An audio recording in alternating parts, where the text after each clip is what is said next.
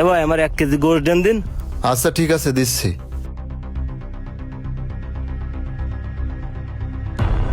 যাক, অন্যদিকে তাকাই আছে, এই সুযোগে ব্যারিংটা চাপাই দি।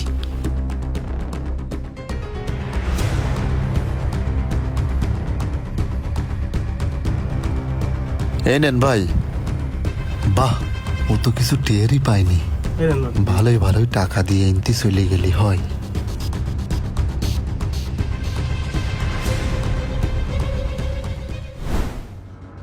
কি ব্যাপার, 1 কেজি গোশ এত হালকা ঠেকতিস কেন?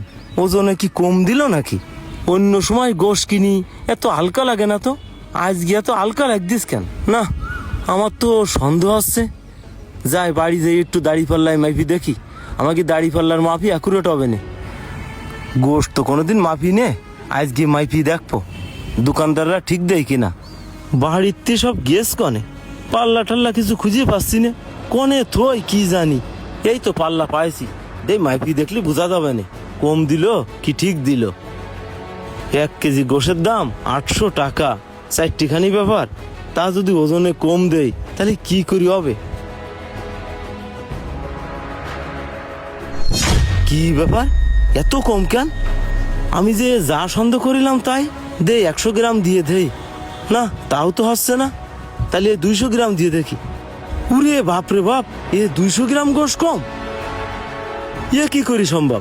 এক্ষুনি যাইতিবে, যাই ওর ধরতিবে, তা নাহলে চলে যাবে না। অনেকদিন পরে শখ করে একটু গরুর গোশ কিনলাম, তাও ফাঁকি দিয়ে দিল। কি করি চলবো এই বাটপাড়ের দেশে? যাই তাড়াতাড়ি যাই, এক্ষুনি যাই দোকানদারের দড়ি গিয়ে। যাক, গোশ কটা সব বিক্রি করা শেষ, আর অল্প কটা আছে, এই কটা বিক্রি করলে হয়ে যায়। হে ভাই, আপনার কাছ থেকে গোশ নিয়ে গেলাম 1 কেজি, বাড়ি যেই মাইপি দেই যে 800 গ্রাম, 200 গ্রাম কম। কি করছেন? আমি আপনার সামনে মাপি দিলাম না, এখন এসে করছেন 200 গ্রাম কম? আপনার বাড়ি যেয়ে দেখেন, আপনার বাড়ির পাল্লা ঠিক নেই। ভাই আমি বাড়ি যেয়ে আগের কি পাল্লায় মাইপি দেখেছি, মাইপি দেই যে 200 গ্রাম কম। আপনার কি এখন যে কি ডিজিটাল পাল্লা, ওতে হয়তো কি সমস্যা হয়েছে। আপনি আরেকবার একটু মাইপি দেন দিন। আর একবার মাপি দেখবো মানে? তুই কি আমার 2 নম্বর লোক মনে করিস? তোর সামনে মাপলাম, তুই দেখলি না? ভাই আমার গোশ মাইপি দেওয়া লাগবে না, আপনি গোশ ফিরিয়ে নিয়ে আমার টাকা ফেরত দেন।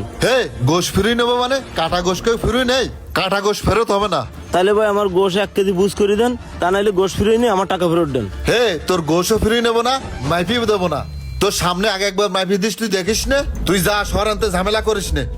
ভাই আমিও গোশ নেবো না, আপনার গোশ থাকলেও আমার টাকা ফেরত দেওয়া লাগবে না। কোন যাচ্ছিস? গোশ নিবি না মানে? ভাই আমি টাকা দিয়ে গোশ কিনে 200 গ্রাম কম নেবো কেন? ধর গোশ ধর, জানতে যা, সুজা বাড়ি চলে যাবি, কোনো কথা কবি না, যা বেরো আনতে। আল্লাহ, আজ গরিব অসহায় বুঝলে আমাকে সাথে গাছ জোর খাটাচ্ছে। আল্লাহ, এই দুনিয়াতে যারা গরিবের উপরে জুলুম করে সেই সব জালিমদের তুমি বিচার করি আল্লাহ। যাক, আজকে ভালোই বেচা কেনা হয়েছে, লাভও হয়েছে অনেক। প্রতিদিন এরকম বেচা কেনা হইলে আমার পাই কিটা। আব্বা, আমার কটা টাকা লাগবে যে। টাকা কি করবা বাজান? ওই বন্ধুকের সাথে ঘুরতে যাবো, তাই। কত টাকা লাগবে? 1000 টাকা দাও। মাত্র 1000? তুমি আমার একটা মাত্র ছেলে, যত ইচ্ছা তত খরচ করবা। নাও ধরো, আর এই টাকাগুলো আমার অ্যাকাউন্টে জমা দিয়ে দিয়ে নে। আচ্ছা ঠিক আছে। আব্বা, এই টাকা কি গোনা আছে? হ্যাঁ, গোনা আছে, তুমি নিয়ে যাও।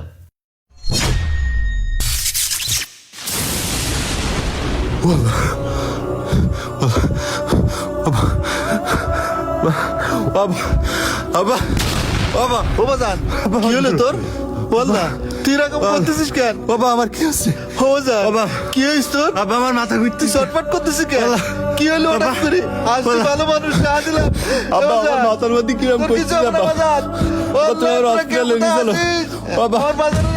আসতে বাবা, ওর মাথার ভিতর কিরম করতে যাবা? ও চাচা, এর কি হইছে? কি হইছে? পরে যাবে রে বাপ, আমার বাজারের হঠাৎ করে কি হয়ে গেল বুঝতে পারতিস না। পরে বাজার হসপিটালে নিয়ে চলো। হবে না, আমি আছি না। ভাইপো তাড়াতাড়ি ধর, তাড়াতাড়ি হসপিটালে নিয়ে চলো। একটা ভ্যানটা ডাক দে।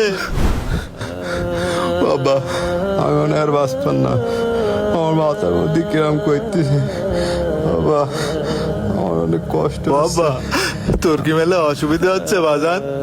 বাবা আমার কিরম হচ্ছে, আমি মনে আর বাঁচবো না। বাবা তুমি আমার বাঁচাও। তোর কিচ্ছু হবে না বাজান। আল্লাহ তুমি আমার সন্তানের সুস্থ করে দাও। আমার একটা মাত্র সন্তান, ওর কিচ্ছু হয়ে গেলে আমি কার নিয়ে বাঁচবো? কি অবস্থা এখন পেশেন্টের? স্যার আমার ছেলে দেন কিরাম কিরাম করতেছে একটু দেখেন। আচ্ছা দাঁড়ান, টেনশন কর না, দেখছি আমি।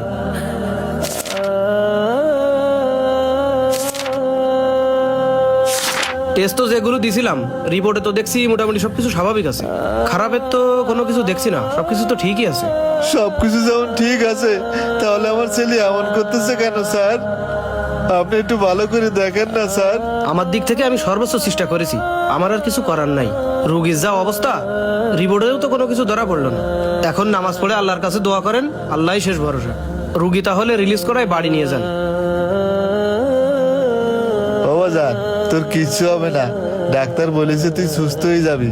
বিকেলে তোরে বাড়ি নিয়ে যাব, তুই কোনো চিন্তা করিস না বাজান, ইনশাল্লাহ তুই সুস্থ হয়ে যাবি। আসসালামু আলাইকুম রহমতুল্লাহ। আসসালামু আলাইকুম রহমতুল্লাহ। আল্লাহ আমিন। হে আল্লাহ, পরম করুণাময় অসীম দয়ালু, তুমি তো সবই জানো। তোমার দরবারে দুই কান হাত তুলেছি, আমার জীবনে যত গুনাহ আছে তুমি মাফ করে দাও। হে আল্লাহ, আমার ছেলেটা আজ অসুস্থ, তুমি মেহেরবানি করে আমার ছেলেটাকে সুস্থ করে দাও। আমার ছেলেকে তুমি সুস্থ করে দাও, আমার ছেলেকে তুমি সুস্থ করে দাও। আমিন। হায় রে মানুষ, কত বোকা। আজকে দুনিয়ার মহে পড়ে ওজনে ফাঁকি দিছিস। তোর কি মৃত্যুর ভয় নেই? আজকে তোর কারণে তোর পাপের ফল তোর ছেলে ভোগ করতেছে। সময় থাকতে তওবা কর।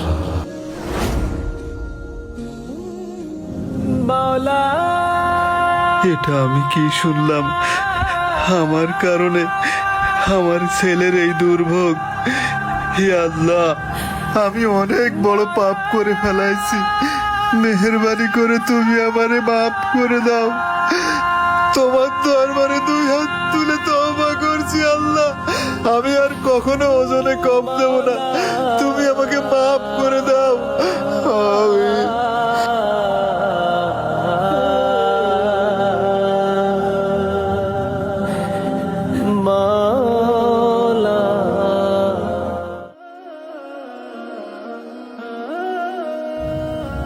আব্বা, কি ব্যাপার, তোমার এরকম অসুস্থ লাগছিস কেন? বাজান, তুই সুস্থ হয়ে গেছিস?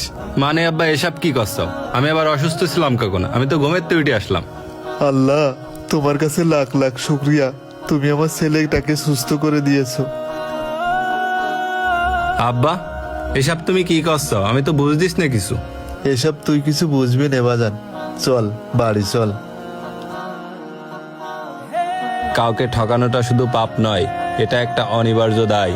সৃষ্টিকর্তার ন্যায় বিচারে সব ঋণেরই পরিশোধ আছে, আর সেটা এই দুনিয়াতেই হয়ে যায়। ভিডিওটি আপনাদের কাছে কেমন লেগেছে অবশ্যই কমেন্ট করতে ভুলবেন না।